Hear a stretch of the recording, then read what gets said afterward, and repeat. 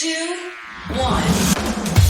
7 things you probably didn't know you need to know. I'm Jamie East and this is the Smart 7. Good morning, it's Wednesday the 12th of October and it's International Spinning Top Day. And a big happy birthday to Les Dennis, Hugh Jackman and Josh Hutcherson.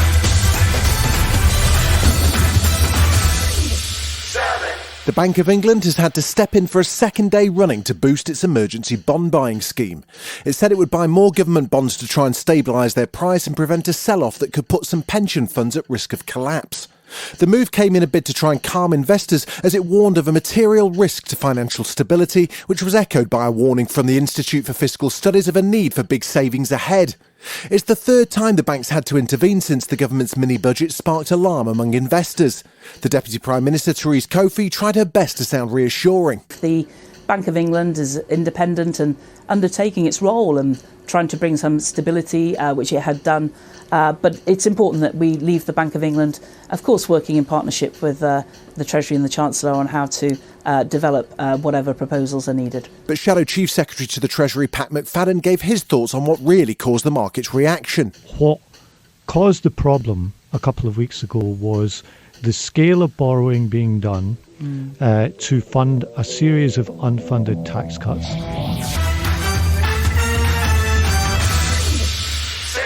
The return of Parliament after conference season saw more questions than answers as the Chancellor was grilled over his strategy.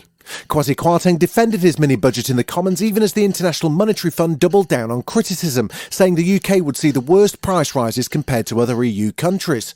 The scrapping of the cap on bankers' bonuses in the mini-budget led Labour MP Rachel Reeves to confront the Chancellor in the House of Commons. It does not need to be this way. So will the Chancellor now put aside his pride, do the right thing for our country, end this trickle-down nonsense and reverse the budget? But the Treasury wasn't taking any of the blame. The Financial Secretary to the Treasury, Andrew Griffith, defended the government's budget plans, instead attacking the opposition, accusing Labour of being anti-growth. Mr. Speaker, I think we understand there's a very clear divide in this House between our side, which is supporting growth and bringing forward supply-side measures that's going to boost the economy, not be on the side of striking workers, bringing this economy to a halt. The G7 group of nations met remotely on Tuesday to discuss Russia's escalation of attacks on Ukraine. It came as leaders in Chechnya and Belarus have said they'll provide more soldiers for Russia, including a joint deployment of Belarusian forces with Russian troops on its border. President Zelensky addressed the G7 and accused Russia of trying to directly draw Belarus into its war in Ukraine. Zelensky also called on leaders to support an international peacekeeping mission on the Ukraine-Belarus border. We suggest our solution. On the Ukraine-Belarus border, a mission of international observers can be located for monitoring the security situation. Its format can be worked out by our diplomats. I ask you at the G7 level to support this initiative of ours. Meanwhile, the head of intelligence agency GCHQ has warned that any talk of nuclear weapons was very dangerous. However, Sir Jeremy Fleming indicated that there are currently no signs that Russia's planning to use nuclear weapons. I would hope that we would see indicators if they started to go down that path. But let's be really clear about that. If they are considering that, that would be a catastrophe in the way that many people have talked about. Just 2 weeks ago, NASA attempted a real-life Armageddon. No, not the end of days fire and brimstone thing, rather doing a Bruce Willis and attempting to change the course of an asteroid. They picked the teeny asteroid Dimorphos, which orbits another asteroid 7 million miles away. Then they hit it with a DART, which stands for Double Asteroid Redirection Test. That's handy. Basically, imagine a vending machine hitting Wembley Stadium. And finally, on Tuesday night, we got the results of that experiment. And the good news? It worked, which gives hope that if needed, NASA might just be able to save the planet one day. Let's all just kind of take a moment to soak this in.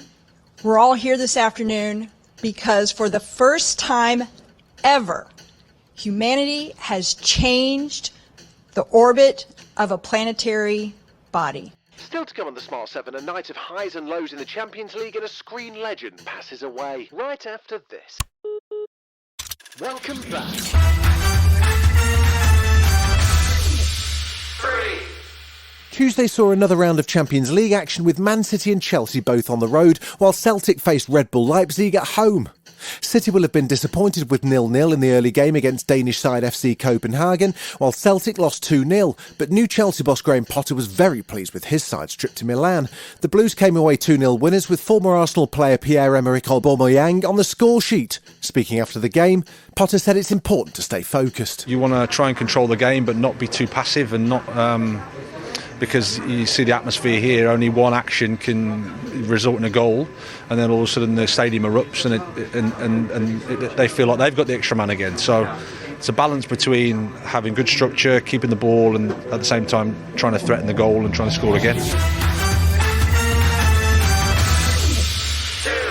The Rock's about to hit cinemas in his first proper superhero movie, if you don't count The Tooth Fairy. He plays anti-hero Black Adam, and he's got big plans for the character, including a potential top-secret Black Adam crossover in the future. He says it's part of what makes DC Universe different from Marvel. To me, means listen to the fans. Really listen to the fans. Not say you do, but we really listen to the fans, and that will inform and guide you on what your next move is. What you saw at the end of the movie, that everyone is now losing their minds over, that's a reflection of listening to the fans. 18 Emmy Awards, 5 Tony Awards, 6-time Golden Globe winner and honorary Oscar recipient Dame Angela Lansbury has died. She was 96 years old and passed away peacefully in her sleep at home in Los Angeles. She was probably best known as iconic detective and mystery writer J.B. Fletcher in Murder, She Wrote, but she also had a glittering Broadway career and famously starred as Mrs. Pott in Disney's Beauty and the Beast. Murder, She Wrote was one of the 80s biggest TV shows and was groundbreaking as a detective show with a female lead. Rest in peace, Angela. Nobody had ever done a series that featured an older woman. We had a show where we broke all the rules. I thought to myself, oh, I hope to goodness that those stories are going to be okay. It just goes to show it doesn't pay to listen to idle gossip.